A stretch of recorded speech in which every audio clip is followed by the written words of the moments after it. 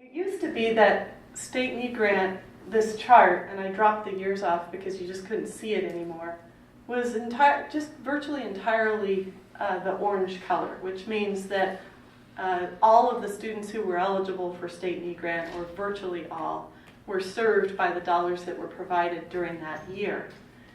And then when the recession began in about 2009, 2010, many more students enrolled, and many students were seeking retraining, and the number of students really outstripped the dollars that were available.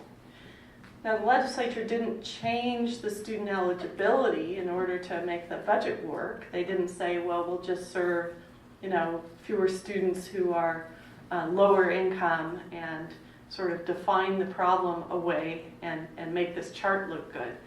Instead, we said we want students whose family income is 70% of the state's median to be eligible for the program, and we'll serve as many as we can. The other thing about state need grant, it was in a prior slide and I forgot to mention it, is that the award that students are eligible for is based on public tuition.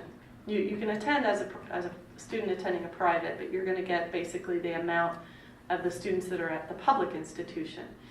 That award, the maximum award, covering tuition, is really a pretty generous award compared to some states.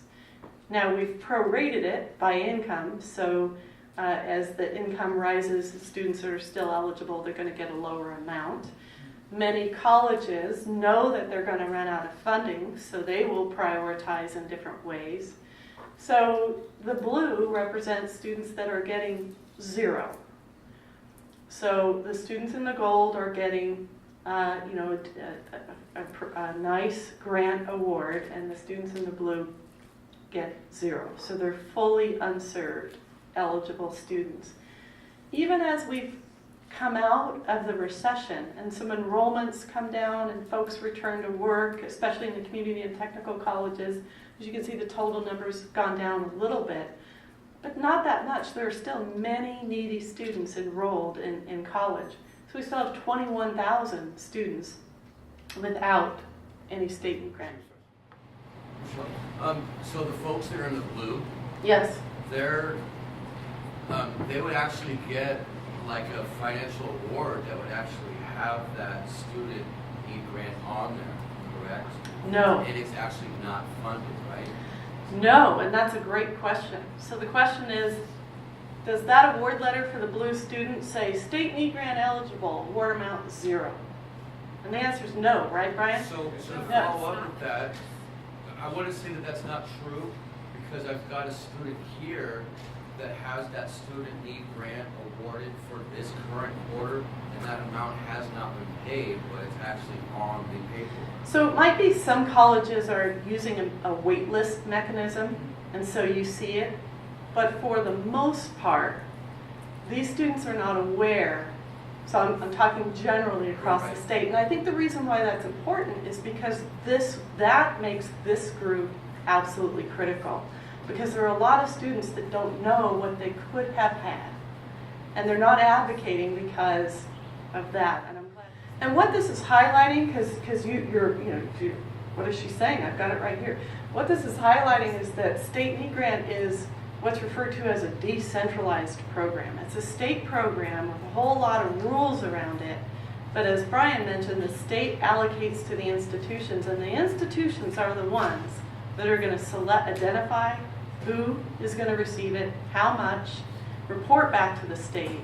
So there's 68 different versions of exactly what policy will be at play, and the processes, like what goes on the award letter. So I'm going to take liberty and spend just a second on tuition, because I think it will come up in your conversations. So the question was, how does state need grant keep up with tuition? And the answer is that's one of the great features about state need grant, is that the award is tied to tuition. So even during the most difficult budget time in our state, where higher ed was getting drastically cut, new dollars were being added to state need grant. Do you see how The gold is basically the same number of students. The service level has stayed about the same. And during that period, tuition rates were increasing in double digits.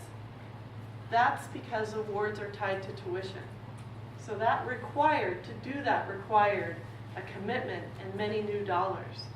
So while that blue is a very significant problem, it's huge, it's critical for those 21,000 students, we want to recognize and appreciate that serving 70,000 students and keeping that commitment while tuition went up and the requirement it took to add new dollars was pretty amazing. And so now it's important to take, and so now we have a tuition policy that says tuition will rise at the rate of growth in the median wage in Washington, which keeps it at just a couple percentage points a year. So now is the time to take the next step and serve those students. We've got our tuition policy, we've kept hold of the same number of students each year, and we need to take the next step. So am I seeing, based on your chart up here, it would take $100,000 to fully fund everybody? No, it would take $89 million. It's in your packet. I have $83 million. 83 million, thank you. Yes, yes. And so, and that is because, so if you've heard 100 million in the past, you see how the number of blue students has decreased just a little bit. Okay. And we kept tuition growth at bay, so that was good. Well, I say we, it's the legislature. We're clapping for them. But it takes a push, And right? the government, yeah. Yeah.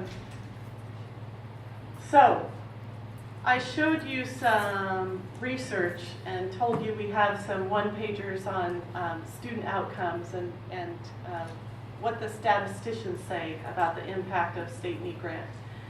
But we did a student survey, and we surveyed students who were in that blue, but who the previous year had state need grant in their financial aid package.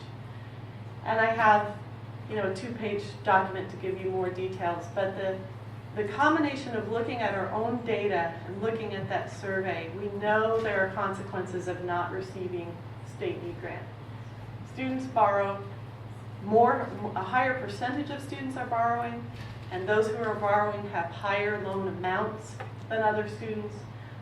The loss of grant means you're much more likely to attend part-time, and that's especially notable at the four-year colleges and among the returning adult population.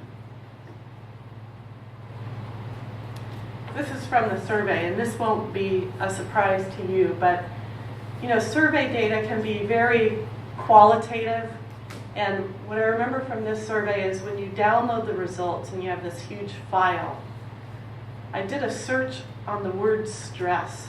And you know how when you do a search it comes up in yellow?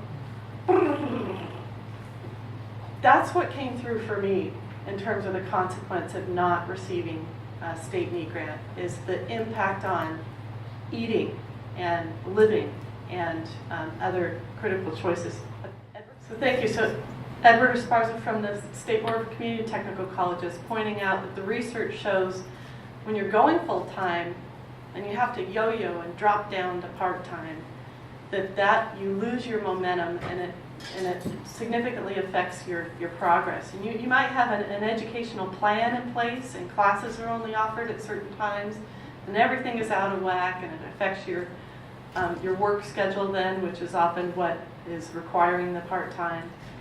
So it has consequences. If we funded state need grant and we did it every year, we would be able to message in a predictable way. Right now it's kind of like a lottery every year. And even if you get it one year, you may not get it the next, even if you're eligible.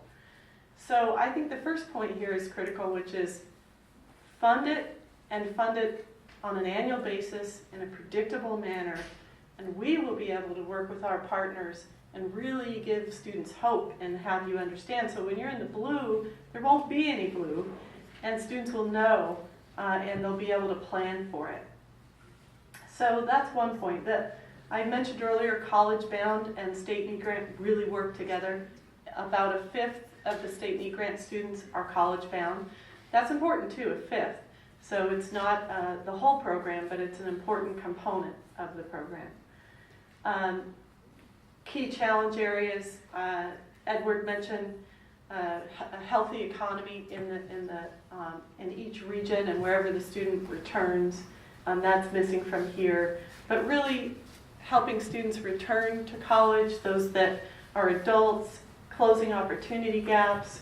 I mentioned the broad array of fields that students can study to meet the state's workforce needs. So if you didn't know, it's an important program. And I can talk to the legislature, my colleagues can talk to the legislature. I'm old and considered maybe a bureaucrat, and I have charts. Your voice really resonates. They will remember you. They will remember you talking about your peers, your friends, far more than they will me. And so just thank you for your willingness to come out on a Saturday and spend all of this energy on such an important topic.